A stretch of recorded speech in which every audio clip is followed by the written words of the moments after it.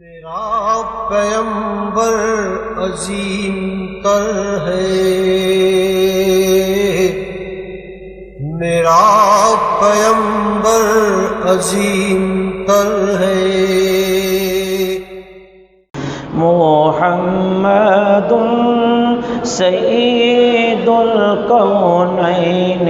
والثقلین، محمد سید الکونین والثقلین والفریقین من عرب ومن عجم، مولاي صل وسلم دائما ابدا على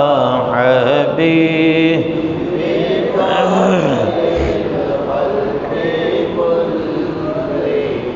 بسم اللہ الرحمن الرحیم۔ معزز محتشم بزرگوں،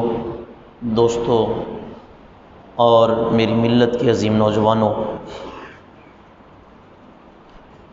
آج ایصال ثواب جو ہم اپنے فوت شدگان کے لیے کل خوانی کی صورت میں، تیجے کی صورت میں، دسویں کی صورت میں، برسی کی صورت میں، چہلم کی صورت میں اور دیگر صورتوں میں ہم ایصال ثواب کرتے ہیں، اس کے متعلق چند ایک باتیں اور احادیث طیبات آپ کے گوش گزار کروں گا۔ دعا ہے رب کائنات ہم سب کو سننے اور اس پر عمل کرنے کی بھی توفیق عطا فرمائے۔ یاد رکھیں، کچھ عبادات ایسی ہوتی ہیں کہ جن کا تعلق بدن یعنی جسم کے ساتھ ہوتا ہے، باڈی کے ساتھ ہوتا ہے، جیسے نماز، روزہ، یہ عبادات ان کا تعلق بدن کے ساتھ ہے۔ ہم پڑھیں گے، جسم مصروف ہوگا، اس سے ہم نماز ادا کریں گے، اسے بدنی عبادت کہا جاتا ہے۔ اور کچھ عبادات ایسی ہوتی ہیں جن کا تعلق مال کے ساتھ ہوتا ہے، پیسے کے ساتھ ہوتا ہے، جائیداد کے ساتھ ہوتا ہے، انہیں مالی عبادت کہا جاتا ہے، جیسے صدقات، خیرات، زکوٰۃ، یہ سارے مالی عبادات ہیں۔ اور کچھ عبادات ایسی ہوتی ہیں کہ جو بدن اور مال دونوں کو ملا کر جو ہے وہ کی جاتی ہیں، انہیں عبادات مرکبہ کہا جاتا ہے۔ یعنی مرکبہ اس لیے کہ اس میں بدن بھی استعمال ہوتا ہے اور مال بھی استعمال ہوتا ہے، جیسے حج، اللہ تعالیٰ سب کو توفیق عطا فرمائے، عمرہ، یہ دونوں ایسی عبادات ہیں جو بدنی بھی ہیں، مالی بھی ہیں۔ اس میں ہمارا مال بھی خرچ ہوتا ہے اور اس کے اندر ہمارا بدن بھی خرچ ہوتا ہے۔ طواف کرتے ہیں، سعی کرتے ہیں، ٹینڈ کرواتے ہیں، حلق جسے کہتے ہیں، یہ بدن اور مال دونوں، صاحب ذرا ویزا لیتے ہیں، ٹکٹ لیتے ہیں، جاتے ہیں، وہاں اخراجات کرتے ہیں، تو یہ عبادات ہیں۔ اہل سنت، اہل اسلام کا یہ نظریہ ہے کہ جو عبادات ہم اپنے لیے کرتے ہیں، اگر وہ عبادات جس سے جو ہم کر رہے ہیں ہمارے لیے پوری ہو گئی، فرض ہمارا حج فرض پورا ہو گیا، نماز فرض آپ نے پڑھ لی ہے، اگر آپ چاہیں تو آپ اپنے فوت شدہ والدین کے لیے بھی کر سکتے ہیں، عزیز و اقارب کے لیے بھی کر سکتے ہیں، اپنے پیر و مرشد کے لیے بھی کر سکتے ہیں، اپنے کسی دوست کے لیے بھی کر سکتے ہیں۔ یہ اہل اسلام کا نظریہ ہے مسئلہ ایصال ثواب۔ جیسے کہ میں نے پہلے بھی عرض کیا تھا، اب دوبارہ عرض کر رہا ہوں، الحمدللہ ہمیں یہ اعزاز حاصل ہے کہ قرآن و حدیث سے ہمارے سارے عقائد ہیں۔ آئیے قرآن پاک سے ہم رجوع کرتے ہیں کہ قرآن تو بتا، یہ جو ہمارا ایصال ثواب کا نظریہ ہے، کہ یہ بدعت تو نہیں ہے، یہ حرام تو نہیں ہے، یہ شرک تو نہیں ہے؟ تو قرآن صدا دیتا ہے کہ والذین جاءوا من بعدہم یقولون ربنا اغفر لنا وَلِإِخْوَانِنَا الَّذِينَ سَبَقُونَا بِالْإِيمَانِ، کنز الایمان کا ترجمہ ہے کہ اور وہ جو ان کے بعد آئے، یعنی ہم، اور وہ جو ان کے بعد آئے عرض کرتے ہیں اے ہمارے رب ہمیں بخش دے اور ہمارے ان بھائیوں کو جو ہم سے پہلے جا چکے ہیں۔ تو یہ انداز قرآن کا ہے کہ وہ اپنے لیے بھی دعا کے لیے حکم دیتا ہے کہ تم اپنے لیے بھی کرو،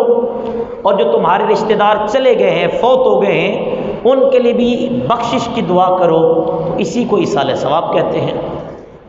ہمارے ہاں ایصال ثواب یہ ہوتا ہے کہ ہم قل خوانی کرتے ہیں، چہلم کرتے ہیں، برسی کرتے ہیں، بیٹھتے ہیں، کلمات پڑھتے ہیں، قرآن پاک کی تلاوت کرتے ہیں، درود پاک پڑھتے ہیں، پہلا کلمہ شریف پڑھا جاتا ہے، مختلف عبادات ہوتی ہیں، اور پھر آخر میں وہ جو دور دراز سے آئے ہوتے ہیں مہمان، ان کے لیے لنگر کا، تبرک کا، کھانے کا اہتمام، صاف ظاہر ہے مہمان کی میزبانی کرنا سنت مصطفیٰ ہے، ان کے لیے کھانے کا اہتمام کرنا، اور پھر یہ سارا کچھ پڑھ کر اس کھانے کا بھی ثواب جو ہے وہ کسی میت کو بخشنا، اسی کو ایصال ثواب کہا جاتا ہے۔ اور اگر ایصال ثواب کا انکار کرنا ہے تو سب سے پہلے وہ منکر ایصال ثواب، وہ جو دوست انکار کرتے کہ اس کا ثواب ہی نہیں پہنچتا، تو پھر میرا مشورہ ہے ان کے لیے کہ وہ میت پر جنازہ بھی نہ پڑھا کریں۔ کیوں؟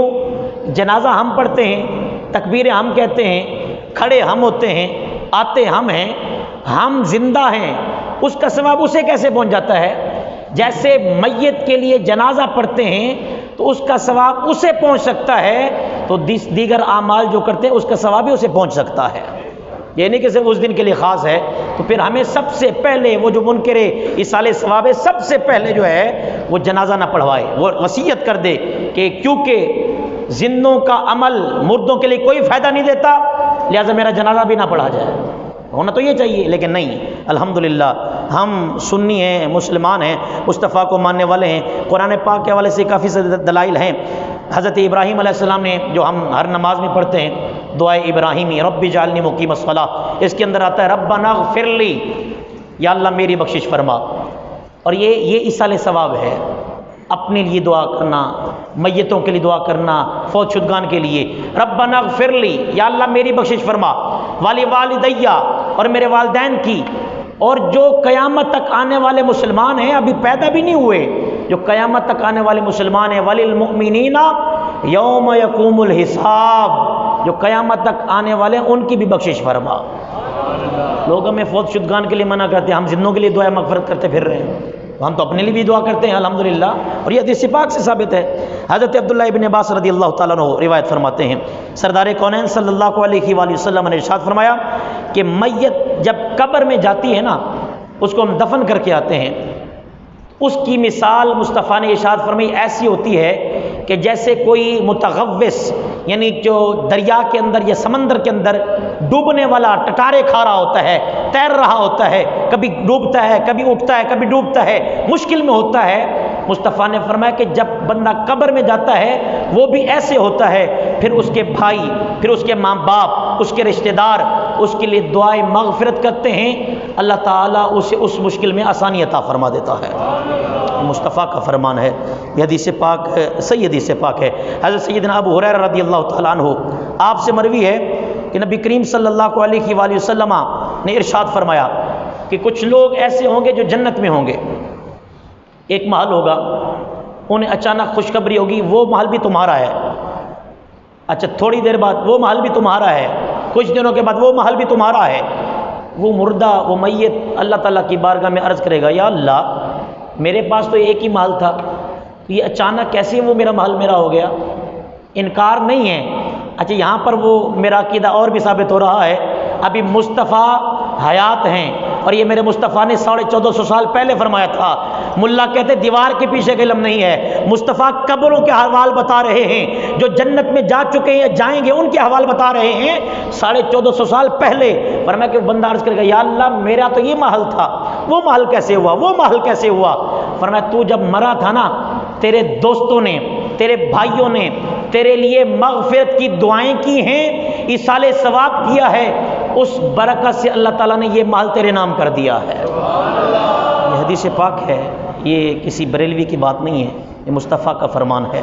بار بار کہنے کا مقصد یہ ہوتا ہے کہ بھائی یہ نہ کہنا کہ ہم من گھڑت باتیں کرتے ہیں، ہم الحمدللہ ہم جو بات کرتے ہیں سرکار کا دامن تھام کر کرتے ہیں۔ اگلی روایت حضرت انس بن مالک رضی اللہ تعالیٰ عنہ، آپ فرماتے ہیں کہ میری امت مرحومہ ہے، امت مرحومہ ہے۔ اس کی امت مرحومہ کا مطلب کیا ہے یا رسول اللہ؟ سرکار نے فرمایا امت مرحومہ کا مطلب یہ ہے کہ جب میری امت مرے گی، قبر میں جائے گی، گناہگار ہوگی، جب وہ قبروں سے اٹھے گی نیکوکار بن کر اٹھے گی۔ یا اللہ وہ مرا تو قبر، یا رسول اللہ مرا تو وہ گناہگار تھا، گناہوں کے بوجھ تلے دبا ہوا تھا، جب اٹھا تو نیکوکار کیسے بن گیا؟ فرمایا جب وہ مرا تھا گناہ لے کر مرا تھا، پھر اس کے بھائیوں نے، پھر اس کے عزیز و اقارب نے، پھر اس کے دوستوں نے اس کے لیے ایصال ثواب کا اہتمام کیا، اللہ تعالیٰ نے اس کے وہ گناہ معاف کر دیے اور نیکیاں اس کے ذمے میں لکھ دی ہیں۔ مولا کائنات حضرت سیدنا علی المرتضیٰ کرم اللہ وجہ الکریم آپ ارشاد فرماتے ہیں، بڑی خوبصورت روایت، آپ بھی اپنا یہ عمل بنا لیں، جب بھی کسی قبرستان میں جائیں تو یہ عمل اپنا لیں۔ مولا کائنات فرماتے ہیں سیدنا علی المرتضیٰ کہ سردار کونین صلی اللہ علیہ وآلہ وسلم نے ارشاد فرمایا کہ جو شخص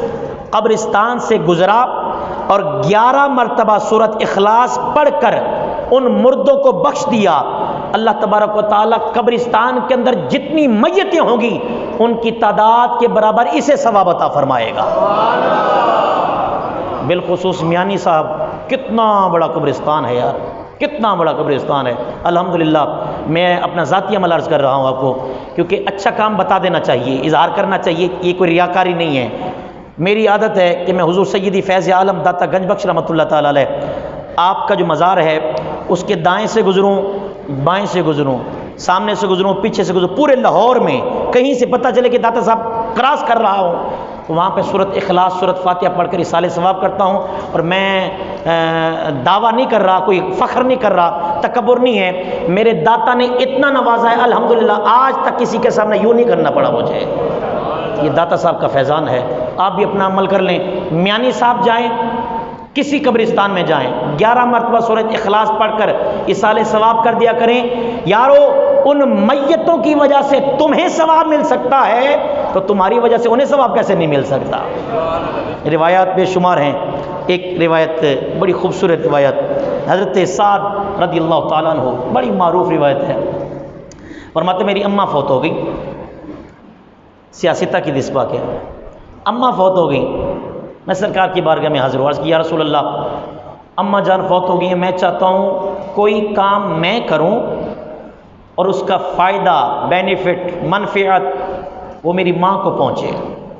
یا رسول اللہ کوئی ایسا عمل ہے؟ سرکار نے فرمایا ہاں، الماء، اس وقت پانی کی بڑی کمی ہے مکے کے اندر، یہودیوں کے پاس کنویں ہیں، مسلمان بڑے پریشان ہوتے ہیں، تم پانی کا اہتمام کرو، پانی کا کنواں خرید لو یا کھدوا لو، جیسا کرو گے پانی لوگ زندہ پئیں گے، میں محمد ضمانت دیتا ہوں اس کا ثواب تیری ماں کو پہنچتا رہے گا۔ یہاں پر بات ختم نہیں ہوئی، حضرت سعد نے اہتمام کروایا، دونوں روایتیں ہیں، ایک میں خریدا ایک میں کھدوایا، دونوں روایتیں ہیں۔ جب تیار ہو گیا مصطفیٰ کی بارگاہ میں آئے، یا رسول اللہ کرم فرمائیں، اب دعا بھی فرما دیں۔ اب میرے وہ بھائی جو اعتراض کرتے ہیں کہ تم کھانا سامنے کیوں رکھتے ہو، کھانا سامنے رکھ کر جو ہے ایصال ثواب کی دعا کیوں کرتے ہو، ویسے کر لیا کرو۔ مصطفیٰ چاہتے تو مدینے بیٹھ کر یا مکے بیٹھ کر جہاں اپنا گھر تھا وہیں دعا کر سکتے تھے، لیکن مصطفیٰ اٹھے، لمبا سفر کیا، کنویں پر تشریف لائے، کنویں پر کھڑے ہو کر اشارہ کیا، حاضی ہی لِأُمِّ سعد، یہ کنواں سعد کی ماں کے نام کا ہے۔ حالانکہ آپ جانتے ہیں ماں تو مر چکی تھی، مردے کے لیے کون سا نام؟ کہا نا، جو بھی اس سے پانی پیتا رہے گا میں محمد ضمانت دیتا ہوں اس کا فائدہ اس کی ماں کو پہنچتا رہے گا۔ یہاں سے تو ایک ثابت ہوا نا کہ سرکار چاہتے تو وہیں دعا کر سکتے تھے، سرکار کنویں پر آئے اور بتایا کہ کھانا سامنے رکھ کر، لنگر سامنے رکھ کر دعا کرنا کوئی بدعت حرام نہیں ہے، مصطفیٰ کی سنت ہے۔ دوسرے نمبر پر کسی کے نام پر ایصال ثواب کرنا، یہ بکرا داتا صاحب کے نام کا، یہ دے غوث پاک کے نام کی، یہ مرغا ہم نے ذبح کیا، اس کا ثواب گوشت پاک کی بارگاہ میں، یہ میرے پیروں کی بارگاہ میں، یہ فلاں میرے والد صاحب کی بارگاہ میں، یہ میری والدہ کی روح کو اصال ثواب، کسی کے نام کرنا۔ آج لوگ کہتے ہیں تم نام کیوں کرتے ہو؟ تو مصطفیٰ نے آج سے 1450 سال پہلے وہاں کھڑے ہو کر فرمایا تھا، ہاذی، اشارہ کر کے، ہاذی لأم سعد، یہ کنواں سعد کی ماں کے نام کا ہے۔ تو اس لیے ایصال ثواب کوئی شرک بدعت نہیں ہے، بلکہ مصطفیٰ کی سنت بھی ہے اور بزرگوں کا طریقہ کار بھی ہے۔ یہ شرک کی نظر نہ کیا کریں۔ یہاں پر ایک میں ٹھہر کر اصلاح لازمی کروں گا کہ ہمارے ہاں ایصال ثواب کو اتنا زور دیا جاتا ہے کہ فرائض پر اتنا زور نہیں ہوتا۔ یہ یاد رکھیں، ایصال ثواب مستحب ہے۔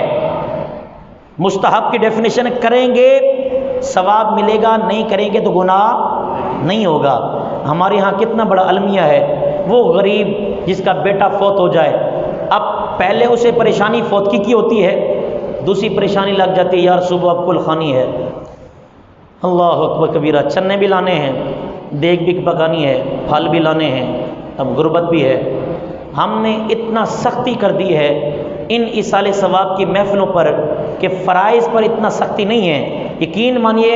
کہ یہ جو چنے رکھے جاتے ہیں، چنے یہ کوئی فرض واجب تو نہیں ہے، لیکن ہم نے ماحول بنا دیا ہے کہ جب تک چنے نہیں ہوں گے کل خانی نہیں ہوگی۔ ایسا نہیں ہے بھائی، ایصال ثواب مستحب ہے۔ یہ ساری آپ نے تعریفیں سنی ہیں، فضائل سنے ہیں، اتنے برکات ہیں کہ بہت زیادہ ہیں، یہ میں نے ابھی تھوڑے سے بیان کیے ہیں، بہت زیادہ برکات ہیں، لیکن اتنا سختی بھی نہیں ہے کہ ایک بندہ غریب ہے، وہ چنے نہیں لا سکتا، وہ دیگ نہیں پکا سکتا، وہ کھانا نہیں کھلا سکتا، تو اس سے مراد یہ نہیں کہ نعوذ باللہ وہ وہابی ہو گیا ہے یا وہ کسی اور مسلک میں ہو گیا، نا، وہ غریب ہے۔ اس کے لیے اگر ہاتھ اٹھا کر بھی دعا کریں گے نا، اللہ تعالیٰ اسے بھی بخش دے گا۔ اللہ تبارک و تعالیٰ عمل کی توفیق عطا فرمائے۔ وآخر دعوانا الحمدللہ رب العالمین۔